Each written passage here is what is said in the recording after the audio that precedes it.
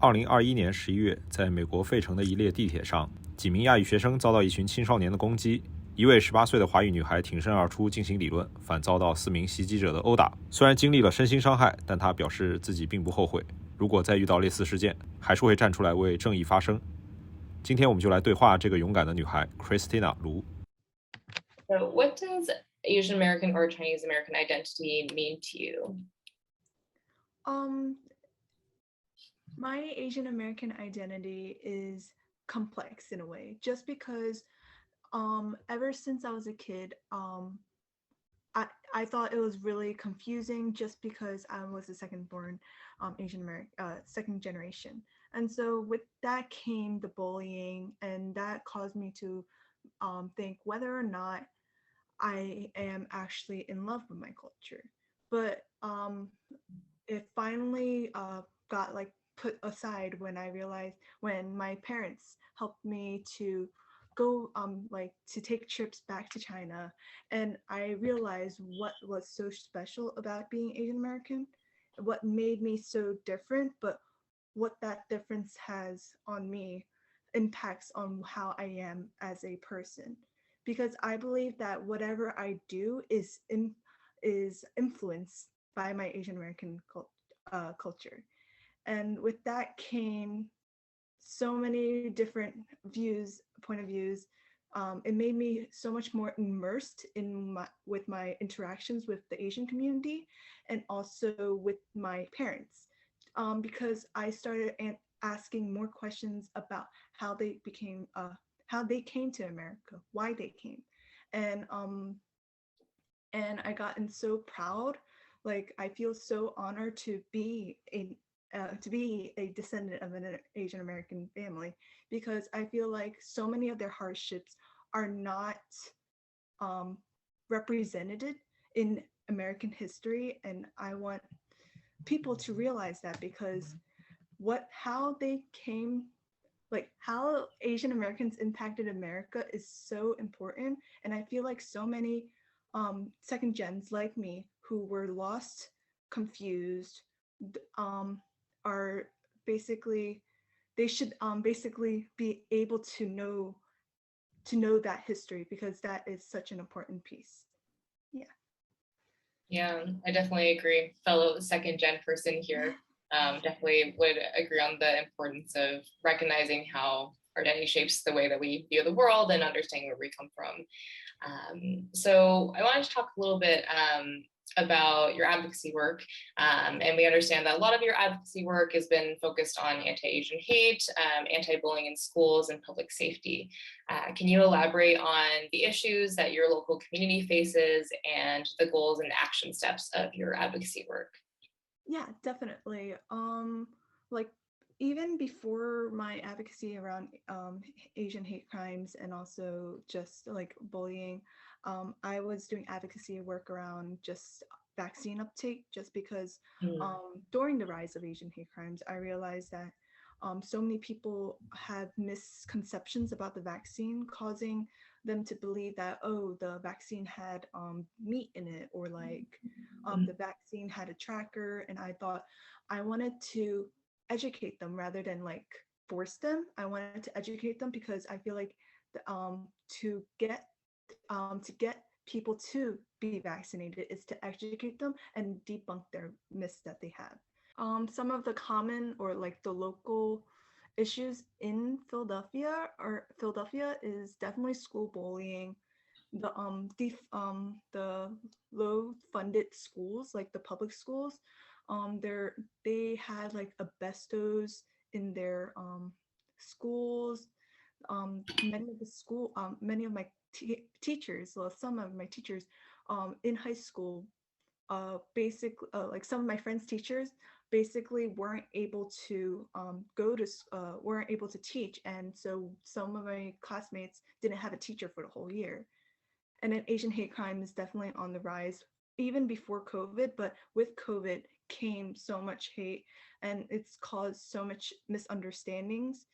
And yeah, and then my work to like basically advocate for those is, using my voice to inspire, because I feel like I've said this multiple times and I stand by it, that if we all stand together, if everyone stands up, something's gonna change. And that's why I want to inspire the next generation, because I feel like the next generation, this is their world after mine, their world after their parents, and I believe that so many of them are going to be impacted by hate crimes, whether it be Asians or other races, or even school bullying. That's such a common thing in today's society, which shouldn't, because um, and it's the stigma that teachers or like schools turn their side eye on those issues.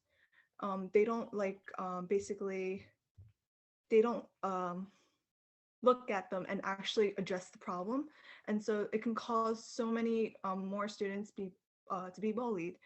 And that's why I'm working with iHub to create a program where it's called bystander intervention, hoping that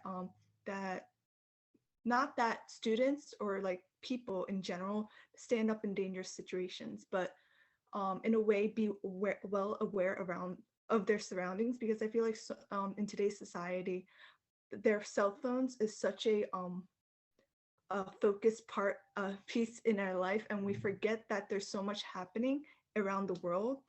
And that's why this bystander intervention is to make them realize that so much is happening, and tell them steps to help. And I've been doing speaking engagements, hoping to have young Asian Americans realize that they aren't alone, that I have experienced bullying as well, but I'm using this as my driving force to give the next generation a better life. Have the higher ups listen, to start listening rather than turning away from the problem that's on hand. Yeah. Thank you for that answer. Definitely important work.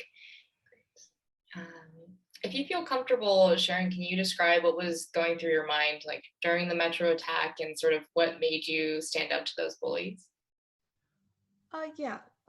So during that SEPTA attack, it was definitely I had nothing going through my mind, which is a bit careless of me. Because in my mind, it was just the attack between two groups, and I realized that the boys were being attacked and caged in rather, and they had no escape, and they already were crying and shielding themselves, hoping that that would be enough.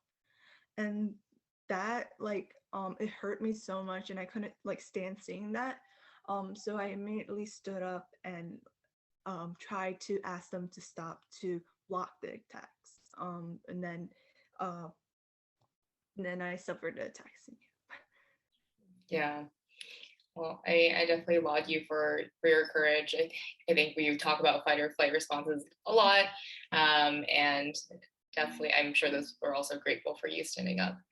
Um, can you talk a little bit about how your life has changed since the attack?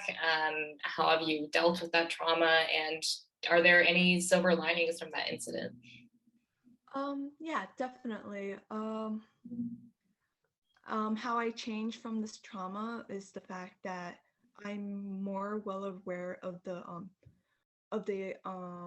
like the news around Asian hate crimes around the world. Like before then, I was already aware, but it made me realize that so many Asian hate crimes go unreported. They happen, but not many of these news get on the headlines, and this made me realize that it's because they are afraid of many of them are afraid of like people attacking back if they like find themselves on the internet. And that made me realize that I needed to use my voice, because so many of them are they are afraid, they're voiceless, and I want to be a voice for them.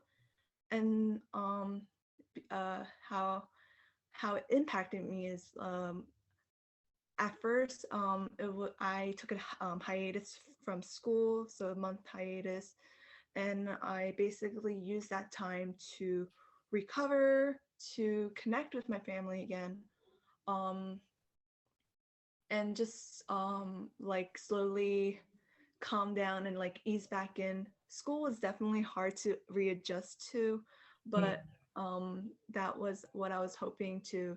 And but my teachers, my the faculty was definitely understanding. And then the lining was definitely the fact that many of the people who saw the video were quick to accuse the boys to um, be a man, and I thought that was very stigmatized. Like boys to be boys, boys are to expected to be strong, and I think that shouldn't at all be the situation. Just because the boys were scared, and even that there were so many people on the train who didn't help, and I felt that was definitely a silver lining. And then some of the comments um, like showed like untrue facts about the situation, despite the fact that they knew nothing of. And I thought it like kind of hurt me in a way, just because for personally, I did this not because of any sorts of like whether or not I was involved. I wasn't even involved, and I only did it to keep the boys safe. And then lastly, it was definitely people were wondering whether or not I truly deserved my acceptance to my college. So that was definitely a silver lining. But yeah. You had commenters who were like questioning whether you deserved your acceptance to UPenn, is that correct? Yes, definitely. Wow. People online are just so Yeah. vicious. Definitely. Wow. Well, I'm sure that you are an outstanding student in person outside of this one incident. But I think it also just goes to show that like news is just such a small portion of the whole story. Yeah, and I actually had to mute a lot of my like news notifications because I think I see too much anti-Asian hate on social media. So I really think it's interesting when we talk about the underreporting side, because so many different experiences happening there. Oh, great. So what advice do you have for young Asian Americans who are looking to be involved in advocacy work and maybe don't know how to get started? Yeah, definitely. I feel like reaching out to clubs. I at my school there were definitely clubs to support solidarity. Like APIU, APIU, which is Asian Pacific Islander Union.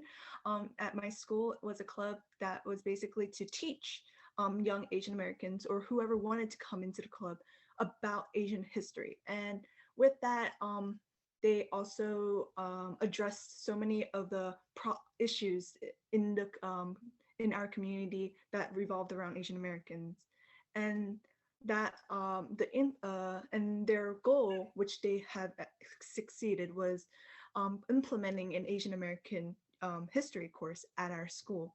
And so I think that for young Asian Americans, it's definitely important to have a support in the back. It's definitely important because they are there for you.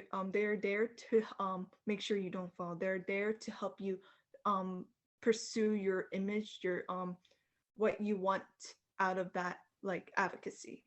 And I think also it's okay to be shy. Definitely, if you support something and you're shy, there's definitely ways to work around it, I think. For me personally, definitely, because I used to be a really introverted kid, and I was like a people pleaser, but I realized that I, rather than like doing the forefront of things when I was like in middle school, I realized I can do the logistics. I helped with basically planning, basically also just like interacting with the the organization head and also the students, asking what they want out of this advocacy. And yeah. Yeah, I think that's a great point of like, there's no sort of one ideal personality for advocacy. Everyone has different talents and skills to bring to the table for sure. Definitely. So, but sort of speaking of the future, what hopes and dreams do you have for college and beyond now that you're headed to campus in the fall, correct? Yes, definitely. In college, I am hoping to be challenged academically and mentally. And during that time, I'm hoping to basically pursue my dreams to go into the pre-med track to become a pediatrician.